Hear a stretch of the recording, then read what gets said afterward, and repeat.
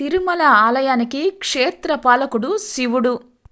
ధ్వజస్తంభ మండపంలో ఈశాన్య దిక్కున ఉన్న 1.5 అడుగుల ఎత్తైన చిన్నపాటి శిలాపీఠాన్ని క్షేత్రపాలక శిల లేదా క్షేత్రపాలక గుండు అంటారు. ఆ క్షేత్రపాలకునికి గుర్తుగా మాడవీధుల్లోని ఈశాన్య దిక్కున జీవం ఉన్న ఒక పెద్ద శిల ఉండేది. అర్చకులు ఆలయ ద్వారాలు మూసేసి ఇళ్లకు వెళుతూ తాళాల గుత్తిని ఆ శిలకు 3 సార్లు తాకించేవారు.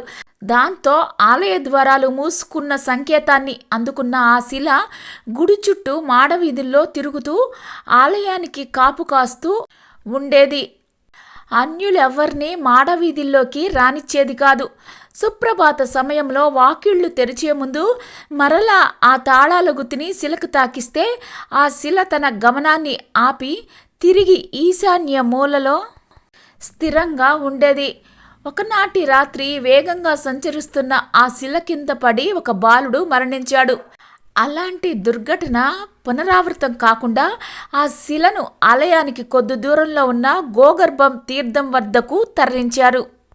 అయితే ఆ శిలలోని చిన్న భాగాన్ని మాత్రం తరలించబడిన క్షేత్రపాలక శిలకు గుర్తుగా ధ్వజస్తంభ మంటపంలోని ఈశాన్య దిక్కున ఉంచారు. ఆలయం బీగాలు గుర్తుని 2 పూటలా ఆ శిలకు తాకిస్తారు. నమస్కరించే సాంప్రదాయం నేటికి కొనసాగుతుంది.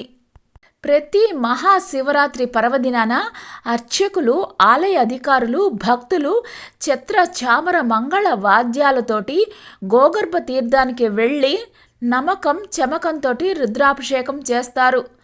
ఆ గుండుకు వెండి నామాలు, కళ్ళు అతికించి పుష్పాలంకరణ చేస్తారు.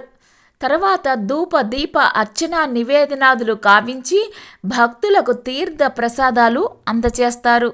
విష్ణుమూర్తికి సాక్షాత్తు శివుడు క్షేత్ర పాలకుడిగా ఉండడం ప్రపంచ ప్రసిద్ధ వైష్ణవ ఆలయాలలో శివరాత్రి ఉత్సవం ఘనంగా నిర్వహించటం, శివుణ్ణి ఊర్ధ్వ పుండ్రంతో అలంకరించటం ఇక్కడ జరుగుతుంది.